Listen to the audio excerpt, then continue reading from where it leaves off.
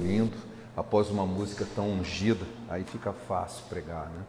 Uma música que nos traz a presença de Deus e nos coloca diante do trono. Vamos abrir as nossas Bíblias em Efésios, no capítulo 4. Efésios, capítulo 4. Os versículos 11 a 15. Efésios, no capítulo 4, versículos de 11 a 15. Diz-nos assim a palavra do Senhor. E Ele mesmo concedeu uns para apóstolos, outros para profetas, outros para evangelistas e outros para pastores e mestres, com vistas ao aperfeiçoamento dos santos, para o desempenho do seu serviço, para a edificação do corpo de Cristo, até que todos cheguemos à unidade de fé e do pleno conhecimento do Filho de Deus, à perfeita varonilidade, à medida da estatura da plenitude de Cristo, para que não mais sejamos como meninos, agitados de um lado para o outro e levados ao redor por todo vento de doutrina, pela artimanha de homens, pela astúcia com que conduzem ao erro, mas seguindo a verdade em amor, cresçamos em tudo naquele que é a cabeça, Cristo. Que o Senhor possa abençoar essa palavra em nosso coração. Hoje nós vamos estudar sobre esse texto que está no versículo 13, que fala que nós devemos chegar à unidade de fé, ao pleno conhecimento do Filho de Deus, à perfeita varonilidade, à medida da estatura da plenitude de Cristo. O que significa a medida da estatura de Cristo? Que o Senhor abençoe essa palavra no nosso coração. Pai, nós te rogamos a tua presença entre nós, que o teu Espírito, ó Pai, encontre oportunidade de falar ao nosso coração e esclarecer a tua vontade em nossas vidas. É o que te pedimos em nome de Jesus. Amém. O texto, ficou bonito ali, eu ajudei a Gabi a escolher, não sei se vocês veem ali, é um menino olhando, né, uma régua de altura, né, e ele está querendo crescer, né, ele está querendo ficar adulto, né. Essa é a ideia do texto que nós lemos. Chegar à estatura de Cristo, ele está se referindo a alguém que está crescendo até que atinge uma determinada estatura. É uma criança que cresce. Eu fazia isso nos meus filhos, né, tinha sempre uma reguinha, uma folha de papel grudada em algum batente da porta, onde a cada ano, no dia do aniversário, a gente ia marcando, né? E ele ia crescendo, e ele percebia que ano a ano ele estava crescendo. Diferente de que às vezes a gente pensa da palavra de Deus, que diz assim, olha, todo mundo é igual. Não somos iguais, somos todos diferentes. E a palavra de Deus, ela faz distinção entre as pessoas que são mais maduras na fé do que as pessoas que ainda são crianças na fé. O que não necessariamente é pejorativo, porque quando nós nos convertemos, nós nascemos na fé, somos crianças. E nós vamos crescer e vamos, como alvo, chegar à estatura de Cristo. Então nós temos que ter como alvo crescer, crescer, crescer, e o alvo é chegar à estatura de Cristo. Existe um outro texto na palavra de Deus, o apóstolo Paulo falando de que ele estaria sofrendo as dores de ser um pregador até que até que Cristo fosse formado em nós. Então, o objetivo do Evangelho, o objetivo de viver o Evangelho é formar o caráter de Cristo em nós, é termos crescimento na fé até chegar à estatura de Cristo. A Bíblia adverte que nós temos fases na nossa vida, isso é um processo que começa com a nossa conversão e vai se desenvolvendo até nós chegarmos ao céu. Existem alguns textos bastante curiosos que falam de que a Bíblia reconhece que existe esse processo em nossas vidas. Por exemplo, Paulo, quando ele estava aconselhando Timóteo a escolher os obreiros para a igreja, ele dá uma orientação de que não deveria ser um neófito, um iniciante. Isso está em 1 Timóteo 3,6. Não neófito, para que ensoberbecendo não caia na condenação do diabo. Ele disse, olha, se você pegar alguém recém-convertido e der um cargo de importância para ele na igreja, ele vai começar a se achar. Ele vai começar a ficar ensoberbecido. E isso é uma armadilha que o diabo aproveita para destruir a carreira de fé da pessoa. Ou seja, esse processo de fé, ele tem de fato um processo com etapas que precisam ser vencidas. Não adianta queimar etapas, querer queimar etapas, não. É um processo. Você não deve escolher uma pessoa que é iniciante para ocupar um cargo de responsabilidade. Não é porque ela não tem responsabilidade na vida normal, é porque na fé ela ainda é uma criança, está crescendo. Isso pode ser um laço. Eu me lembro que no seminário que eu fiz, cursei o bacharel em teologia, Seminário Batista do Sul, existiam regras em que o indivíduo, primeiro, ele tinha que ser indicado pela igreja. Ele não se candidatava sozinho, se eu quero ir para o seminário, eu decidi que eu vou para o seminário. Não é assim. A igreja indicava o candidato. Ele tinha que fazer uma prova de testemunho de fé e tinha uma outra exigência. Ele tinha que ter pelo menos 2 anos de vida eclesiástica ativa. Não de batismo, 2 anos de vida eclesiástica ativa. Ninguém era neófito ali. Era uma exigência, baseado no texto da Bíblia. Olha, você começa como criança e para você atingir uma certa estatura tem um processo. Existe um outro texto também, no 1 Timóteo 5,22, o apóstolo Paulo está instruindo Timóteo. Ele disse, olha, não imponhas precipitadamente as mãos, nem participe dos pecados alheios. Disse, olha, você tem que procurar saber, impor as mãos para indicar alguém para um cargo. Não estou falando de impor as mãos na hora da enfermidade, não é esse o caso, porque existia mais de um motivo, né? Disse, olha, não imponha precipitadamente as mãos, assim, não coloque alguém numa posição sem você primeiro checar se a vida dele corresponde ao que está acontecendo, porque senão você vai se tornar responsável, cúmplice do pecado das pessoas, sem tomar cuidado com isso. Você não pode ser cúmplice do pecado dos outros. Ou seja, existe um processo de uma criança na fé que tem que crescer e chegar à estatura de Cristo. Isso não é nenhum problema. O problema é quando o crescimento ou não acontece, ou acontece de forma degenerada. Imagina uma criança que só cresce as pernas e não o braço, ou só cresce a cabeça e não o corpo. Em breve vira um monstro, fica uma coisa esquisita. O crescimento sadio, ele cresce proporcionalmente em todos os requisitos.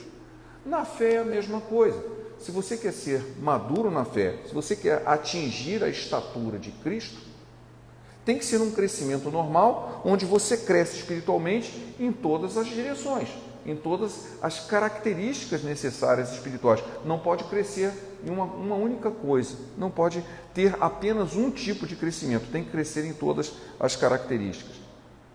Eu quero ler para vos, irmãos, um texto que está em Hebreus 5, dos versículos 12 e 14. Diz assim, porque devendo ser mestres pelo tempo, ainda necessitais de que vos torne a ensinar quais sejam os primeiros rudimentos da palavra de Deus, e vos haveis feitos tais que necessitais de leite e não de sólido mantimento, porque qualquer que ainda se alimenta de leite não está experimentado na palavra da justiça, porque é um menino.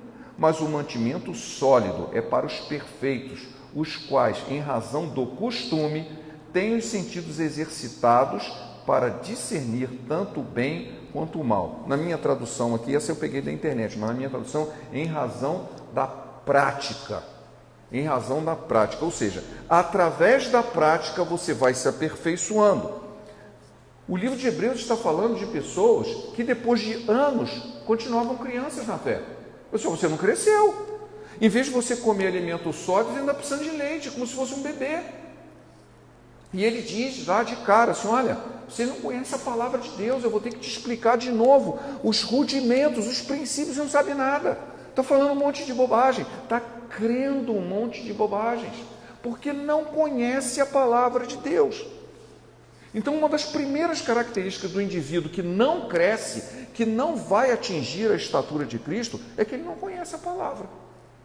Ele não conhece, ele não estuda, ele não medita, ele não procura entender. Por isso que toda na igreja sadia tem uma escola dominical, onde a gente senta para discutir, a gente senta para ler e meditar na palavra e discutir. Nós precisamos aprender. Se você não aprende, continua criança. E o texto é muito duro, se você é uma criança. Eu tenho que te dar leite, eu não posso te dar alimento sólido. O alimento sólido, ele é conseguido através do conhecimento e da prática. Não adianta só você, eu sei só intelectualmente, mas eu não pratico nada. Isso não é conhecimento verdadeiro. É um conhecimento meramente intelectual e ele não traduz em forma prática. Por isso que ele diz que o mantimento sólido, a comida espiritual sólida, é para aqueles que se aperfeiçoaram através da prática. Eles foram crescendo e foram alcançando a estatura de Cristo. Estão aptos a discernir tanto o bem quanto o mal. Isso é muito importante, meus irmãos. Aprender a discernir o bem do mal e saber agir.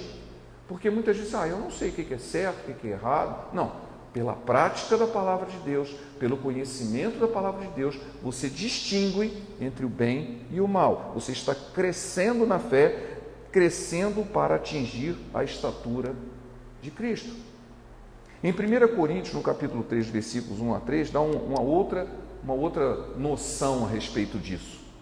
E eu, irmãos, não vos pude falar como espirituais, mas como a carnais, como a meninos em Cristo. Com leite vos criei, não com carne, porque ainda não podeis, nem tampouco ainda podeis, porque sois carnais, pois havendo entre vós inveja, contenda, dissensões, não são porventuras carnais? Não andais segundo os homens?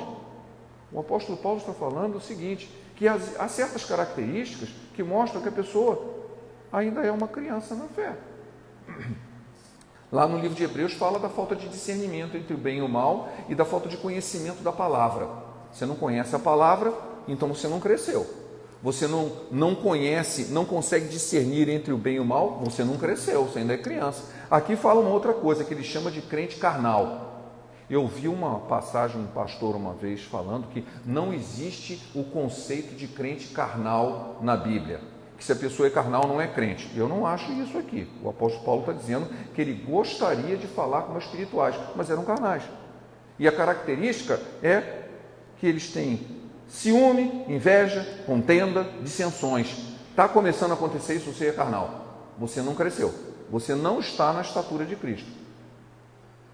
Como que isso acontece? É o que nós estamos estudando aqui agora. Esse processo, eu gosto muito do texto que está em Provérbios 4:18. A vereda dos justos é como a luz da aurora, que vai brilhando mais e mais, até ser dia perfeito. Começa com uma luzinha, vai iluminando, iluminando, iluminando, até ser dia perfeito. Então é um processo continuado. O que a gente não deve é ser interrompido, não pode ser interrompido. Uma vez eu vi uma ilustração, um pastor contando assim, você pega um galinho dessas mudas, tipo roseira, né? Aí você espeta num vaso, põe um pouco de água lá e deixa no escuro. Aí passa um tempão lá, não tem nenhuma folha. Aí você vai lá e rasca uma unha e ela está verde, ela está viva, mas ela não desenvolve, ela não tem folha, ela não dá flor. Por quê? Porque ela está no escuro, ela está escondida. Ela não está no sol, ela não foi posta para produzir, ela continua viva, mas é como se estivesse inerte. Muitas vezes nós encontramos pessoas que estão vivendo assim, uma vida inerte, uma vida que não produz fruto, não produz às vezes nem folha, está vivo, mas tem uma árvore lá no meu terreiro que está assim, ela está debaixo de uma sombra, coitada, nem tem tanta culpa assim. Eu plantei um pé de araçá não, é uma outra fruta, mas não importa o nome. E ela ficou embaixo de uma outra árvore, ela está há anos lá, está do mesmo tamanho, ela não cresce, está na sombra. Ela tem folha, ela está viva, mas ela não cresce, não foi posta no lugar para crescer. E há muitas pessoas que, em vez de atingirem a estatura de Cristo, continuam crianças, não se desenvolvem, não conhecem a palavra, não conhecem os verdadeiros conceitos da fé cristã, não se desenvolvem através da prática para entender, discernir o bem do mal e agem como pessoas carnais, porque brigam, têm ciúme, se irritam com pouca coisa, com qualquer coisa. Mas aquele que está realmente progredindo é como uma luz que vai brilhando até ser dia perfeito. Qual o critério sadio para nós medirmos a estatura de Cristo? Não mede em centímetros, botar assim, você tem 1,78 m, você está numa boa estatura. O primeiro critério que a Bíblia nos diz é o controle da língua. Está em Tiago 3,2. Porque todos tropeçamos em muitas coisas. Se alguém não tropeça em palavra, tal varão é perfeito e poderoso também para refrear o corpo todo. É uma frase muito interessante. Se você consegue segurar a sua boca, você pode segurar outras coisas. E ele diz, olha, todos nós tropeçamos em muitas coisas. Nós falhamos, nós somos falhos. Mas se eu aprendo a controlar a boca, já é um bom começo. Eu vou começar a crescer. E eu não estou pensando só em falar bobagem, falar nome feio, falar palavrão. Eu estou me referindo a o que você realmente fala, né? Quantos crentes vivem arranjando briga por causa, por exemplo, de questões de fé? Você encontra um outro irmão, aí imediatamente você quer convencer ele de que a fé dele não é certa, que é a sua e que é a certa. A fé que tem é para ti mesmo, diz a palavra. Por que eu agora vou questionar a fé do outro? Por que eu vou questionar a experiência? O que eu posso fazer é viver a minha fé. É mostrar o que eu creio. Se a pessoa me perguntar, eu respondo. Eu devo estar sempre preparado. Lá em 1 Pedro fala isso. Estejais sempre prontos a responder a todo aquele que te pedir a razão da esperança que há em vós. É essa parte que me cabe. Eu tenho a minha própria experiência com Deus e eu testemunho dessa experiência para as pessoas. Eu falo da minha fé. Eu não vou chegar assim, a sua fé está errada, viu? Ó, isso aí que você pensa aí, né? Esse tipo de coisa causa uma intriga tão grande. Afasta amizades entre pessoas da mesma fé. Eu lembro que tínhamos um grupo de estudos que durante 3 anos muita gente ouviu da palavra de Deus lá. E as pessoas disseram, não, mas é porque eu sou de outra religião. Você não é de outra religião. Você não é cristão? Então você tem a mesma religião que eu. Agora a gente precisa entender o que diz a palavra de Deus, sobre o que você crê, como eu vejo. Vamos ler, vamos entender o que está escrito aqui. Por que eu tenho que brigar? Por que eu tenho que dizer que a sua fé não serve, que o serve é a minha? Isso é imaturidade. Quem está discutindo esse tipo de coisa não está na estatura de Cristo. Você está perdendo o seu tempo. Nós precisamos controlar a nossa língua, de falar mal dos outros, de se antecipar aos problemas. Você vê uma situação, imediatamente você já pensa assim, isso aí eu sei do que se trata. Sabe nada, você ainda nem tem a informação completa, se precipita em falar. A palavra diz, olha, vocês devem estar sempre prontos a ouvir, tardio para falar, tardio para se irar. Essa aqui é a tônica da maturidade. Você estará deixando de ser menino e sendo um adulto na fé quando você não se ira facilmente, quando você não se precipita em tomar a palavra para falar, quando você aprende a ouvir o que os outros têm a dizer. Ouça o que os outros têm a dizer, mesmo que eles venham a dizer algo errado. Mas se você quer consertar, primeiro você tem que entender o que a pessoa pensa e por que pensa, para poder colocar algum argumento.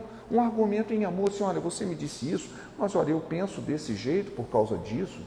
Então, esse tipo de conduta é uma conduta de maturidade, é uma conduta que mostra que você está não mais como um menino, mas um adulto que está crescendo.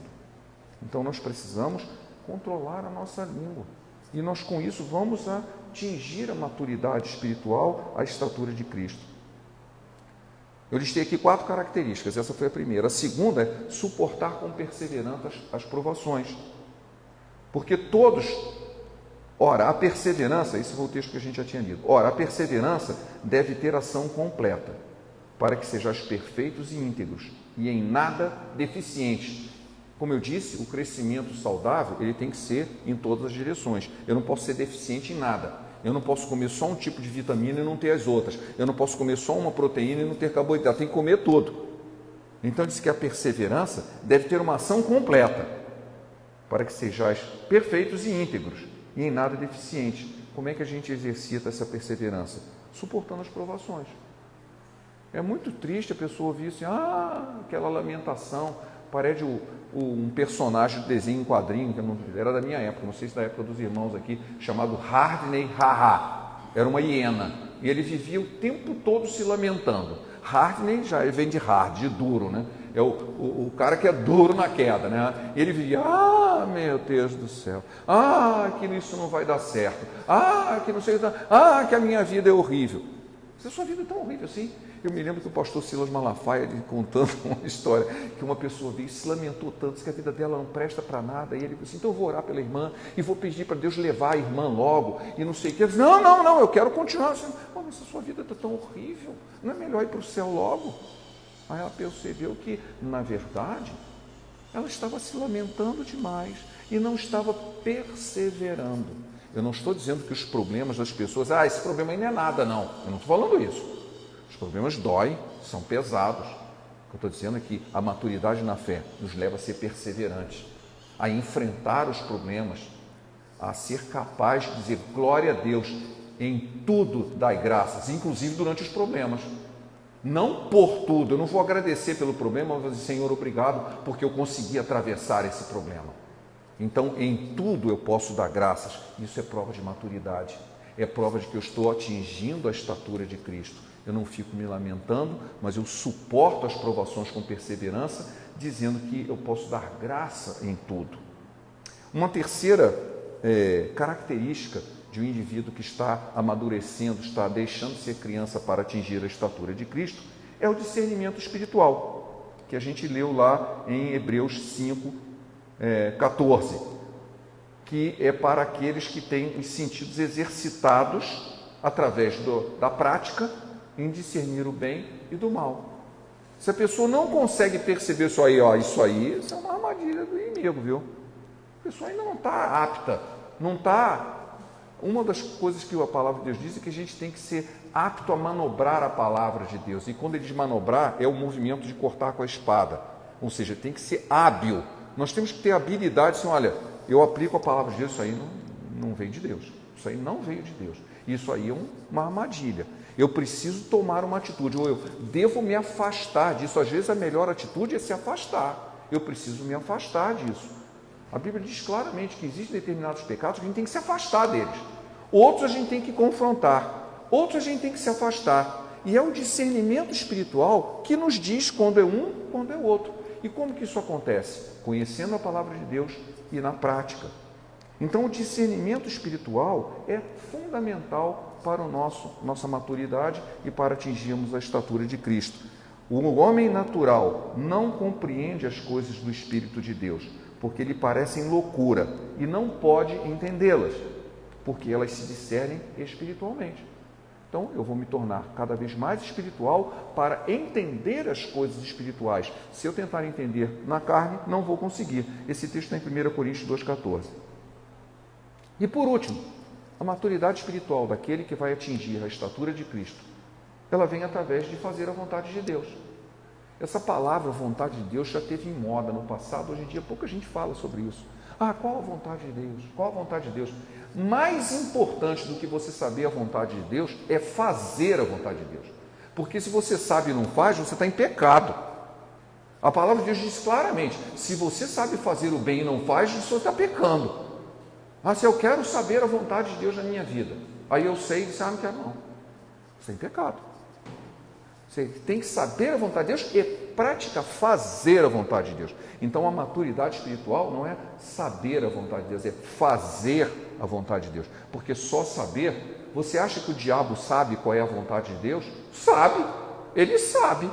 Ele conhece a Bíblia, ele citou a Bíblia para Jesus, só que ele não quer praticar, ele não a pratica, ele a abomina, ele tenta destruir a obra de Deus, mas ele sabe qual é a vontade de Deus. Então, há muitos eu quero saber a vontade de Deus. Esse é um bom passo, mas é largamente insuficiente. Saber é o primeiro passo, fazer é o passo mais importante. Então, nós precisamos fazer a vontade de Deus. Ensina-me a fazer a tua vontade, pois és o meu Deus. Guia-me o teu bom espírito por terra plana. Salmo 143, 10. Ensina-me a fazer a tua vontade, não apenas a conhecer a tua vontade. Jesus disse, a minha comida é fazer a vontade daquele que me enviou e realizar a sua obra. João 4, 34. Então, qual é a maturidade de Jesus?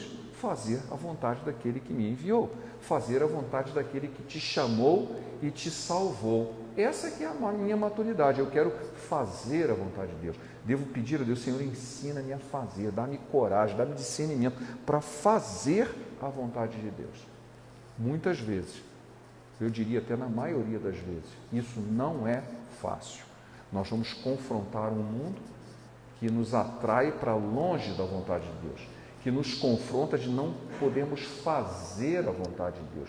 Hoje em dia, está difícil até de você falar qual é a vontade de Deus sem ser acusado de algum tipo de fobia, algum tipo de discurso de ódio. Né? Você tem que ser tolerante. A Bíblia é um livro radical, Ele é intolerante, a Bíblia é intolerante com o pecado. É intolerante com o pecado, não tem que ser tolerante não. E é tão radical que diz que aquele pecador não arrependido, não salvo, vai para o inferno. Que é coisa mais radical do que essa? E outra coisa, não foi o apóstolo Paulo que disse isso, não foi Moisés que disse isso, quem disse isso foi Jesus. Que o pecador vai para o inferno, e que o inferno vai... Mas existe um caminho para você não ir. A mensagem do Evangelho é assim, olha, o destino já está traçado para o inferno, mas se você quiser, você pode desviar e ir para o céu.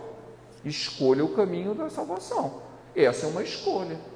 Então não é radical porque está pré-determinado, mas é radical ao mostrar a realidade. Você pode mudar essa realidade escolhendo fazer a vontade de Deus.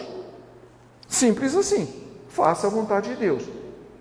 No nosso caso, que já conhecemos a palavra, nós ficamos assim, mas será que isso tudo vai levar a alguma coisa? E nós duvidamos de que Deus cumpre sua promessa. Ele é fiel à sua palavra. O que ele prometeu, ele vai cumprir. Em Hebreus 10:36 existe um texto que eu gosto muito que diz assim: porque necessitais de paciência, para que depois de haver feito a vontade de Deus, possais alcançar a promessa. Você primeiro precisa fazer a vontade de Deus e depois alcançar a promessa. Precisa de paciência, porque Deus é fiel. Ou você não crê isso?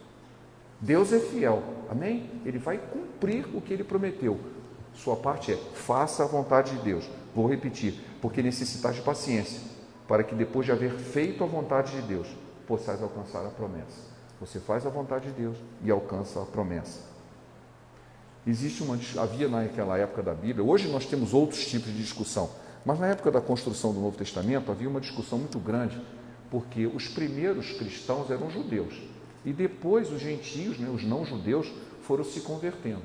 E os cristãos mais antigos começaram a querer exigir que os cristãos mais novos, os não-judeus, primeiro se tornassem judeus para depois continuar sendo cristão. Muito parecido com certos crentes mais antigos que acham que os crentes novos que se convertem têm que ficar parecido com eles, né? O que não é verdade, a menos que eles se pareçam com Cristo, a menos que eles já estejam na estatura de Cristo. Só o fato de exigir já mostra que ele não está na estatura de Cristo. Mas aí há um texto do apóstolo Paulo aos Gálatas que ele diz o seguinte: nem a circuncisão é coisa alguma, nem a incircuncisão, mas o ser nova criatura.